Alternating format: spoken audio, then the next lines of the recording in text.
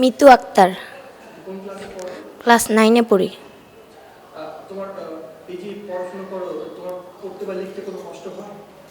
পড়তে বা লিখতে আসলে ওভাবে কষ্ট হয় বলতে আমাদের যে ব্রেল লেখাটা অনেকক্ষণ লিখতে লিখতে হাত ব্যথা হয়ে যায় আবার।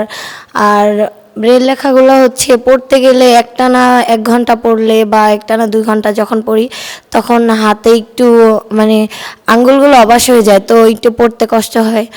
আর আমরা তো এখন বেশিরভাগ রেকো সিস্টেম পড়ি মেমোরি কার্ডে, তো অত একটা কষ্ট হয় না।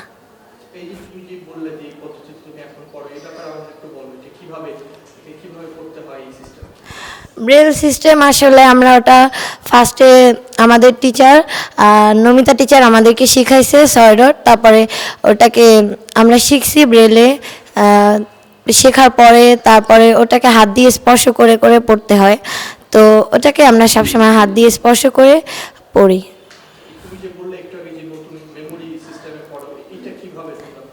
এটা আসলে মেমোরি কার্ডে রেকর্ড করা থাকে পড়াটা, তারপরে ওটা আমরা একটা MP3-র মধ্যে ঢুকাই, ঢুকানোর পরে তারপর ওটাকে প্লে করে তারপরে ওটার মধ্যে পড়া রেকর্ড করা থাকে, ওটা আমরা শুনে শুনে মানে পড়ি। আসলে শুনে শুনে তো অত পড়া সম্ভব না, মানে অত কিছু মনে রাখা সম্ভব না, আর ওভাবে প্যারা প্যারা দিয়ে পড়া থাকে না।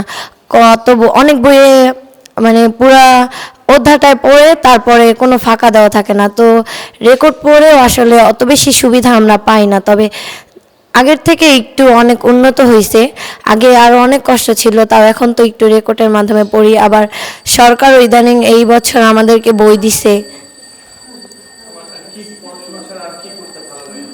পড়াশোনা ছাড়া আর ভাল লাগে হচ্ছে কি ভাল লাগে, অনেক কিছু ভাল লাগে, গল্প করতে ভাল লাগে, গল্প শুনতে ভাল লাগে, বন্ধুদের সাথে আড্ডা দিতে ভাল লাগে, সবই ভাল লাগে।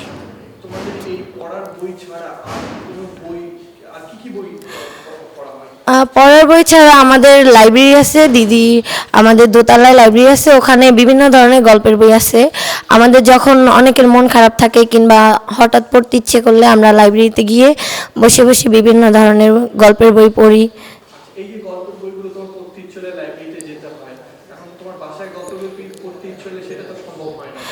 না আসলে সম্ভব হয় না, কারণ আমাদের তো ওভাবে অহরহ গল্পের বই থাকে না বইমেলাতে। ওই 21শে বইমেলা থেকে আমাদের জন্য কিছু বই পাঠানো হয় এখানে, তো ওই বইগুলো আমাদের লাইব্রেরিতে থাকে। তারপর আমাদের স্কুল থেকে অনেক জায়গা থেকে সংগ্রহ করা হয়, ওই বইগুলোই লাইব্রেরিতে থাকে। ওগুলো ছাড়া আমাদের আর অন্য কোনো বই পড়া হয় না।